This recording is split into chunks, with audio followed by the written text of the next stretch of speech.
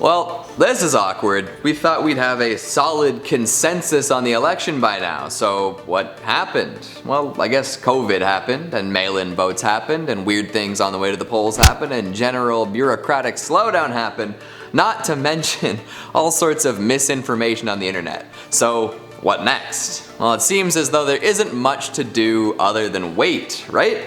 Or if you're questioning the integrity of this process, possibly dispute the election results. Hello fellow friends and philosophers, and welcome back to the most mind-bending channel on YouTube, Life's Biggest Questions. I'm your host Keegan Hughes, and today we've got a very topical question. What does it mean if the votes are disputed? We'll get right to that now.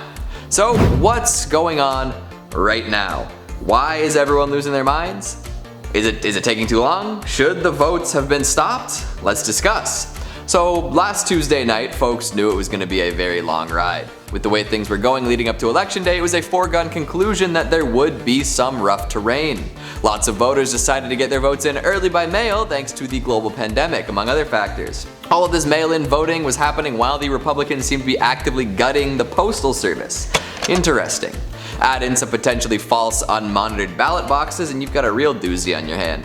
Election day came and went, and plenty of folks still managed to make it out and vote in person. However, the mail-in votes still need to be counted, as many states don't count their mail-in votes until election day. Additionally, it seems as though Democrats were much more likely to vote than mail by Republicans, which may account for the fact that it seemed like Trump was winning early on. As you probably already know, Trump took that opportunity to call it a big win prematurely and pretend as though there weren't more votes to be counted. However, now it does seem that Biden has won. Many media outlets have called it for the Democrats. This has not sat well with Republican Party members and voters, who have started claiming that the election has been stolen.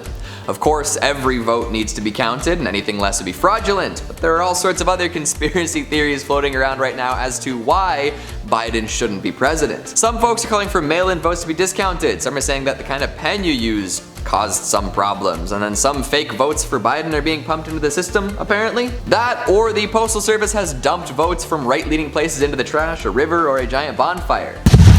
There doesn't seem to be any proof of this yet, but we'll see what happens over the next little while.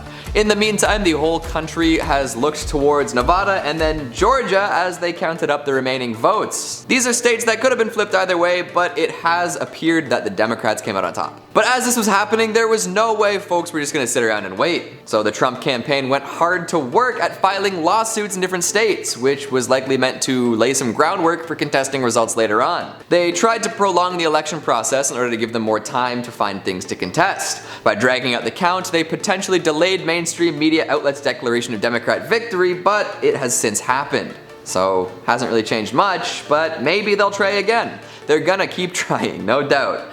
In the end, the candidate with the most votes from the Electoral College will win and we'll go on with our lives. That hasn't actually happened yet. We're just having major media outlets call the election based on vote counts from each state. But things are never that easy, are they? We are going to see a lot in the next little while of people trying to pull the vote in another direction. I don't see Trump conceding the victory to Biden.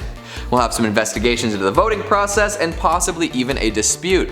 So what does it actually mean for the election results to be disputed? Well, it means that someone can come forward and claim victory even if they lose. Who's been doing that? President Donald Trump has indeed made demands related to stopping the count, and that counting mail-in votes should be considered fraud against the country, which shouldn't be too surprising considering all the claims of fraudulent ballots and stealing the election that have come from him before. But now, it's actually happened. There's more than one way to contest an election though.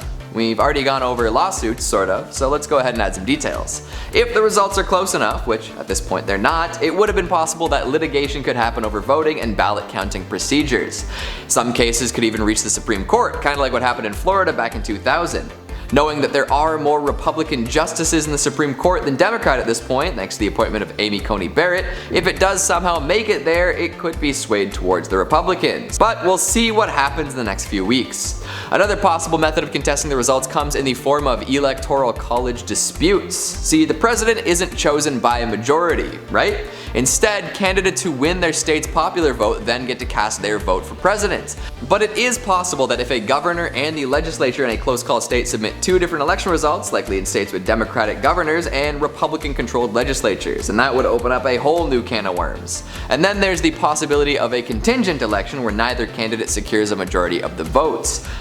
It's not gonna happen this time, I don't think. I'm pretty sure we are far and away to the left on this time, but who knows. At that point, the House of Representatives decides a new president and the Senate chooses the VP. If this process really gets stretched out, there is a possibility that the Speaker of the House takes over as acting president, but that's very unlikely at this point. But here's the thing. The United States has actually had contested elections before. Back in 1800, an election ended in a tie. It eventually went to the House and they voted 36 times to decide the next president. Thomas Jefferson and Aaron Burr both received 73 electoral votes, which sent the decision to the House of Representatives.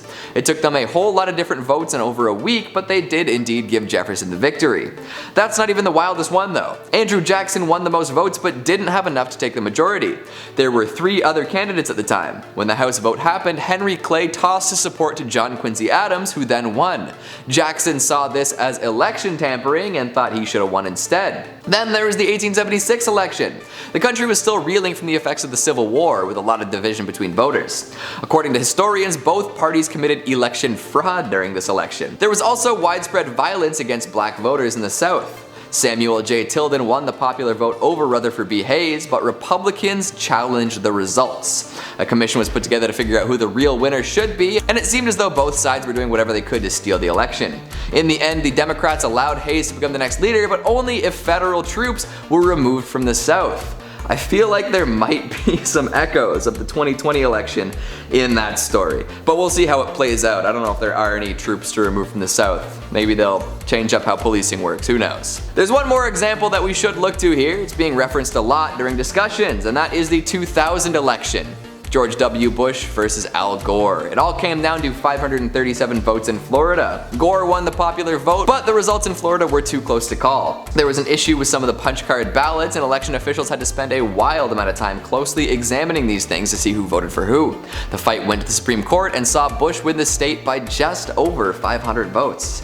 Sheesh. This time, I don't think any states were that close. So I don't know if that is as good of an example as it used to be, but hey, it's interesting to talk about. We'll keep an eye out for more disputes, eh? Trump seems to be taking the news not super well, and he'll likely keep attempting to undermine the election results for as long as he can. And if you look at Republican pundits right now, you can see that they're really trying to appeal to a sense of righteousness in this election. So somehow they've come to the conclusion that counting all the votes, especially the mail-in votes, is the wrong thing to do, but we'll see how that plays out.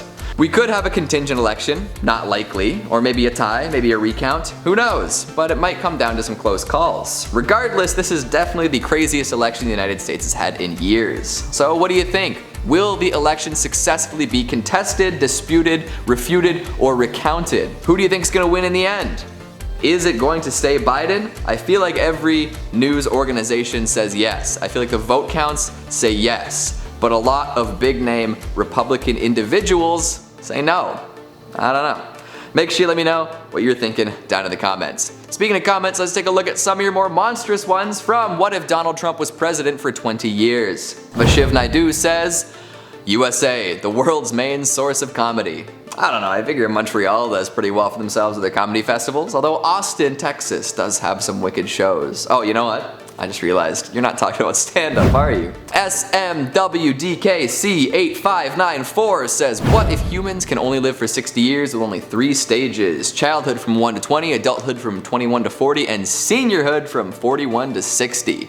And if both teen and middle-age years never existed? That would certainly be interesting, and it would probably lead to less wistful longing and confusing transitions too. Magmos says, dear life's biggest questions. Let it go already, and I'll do this gag again.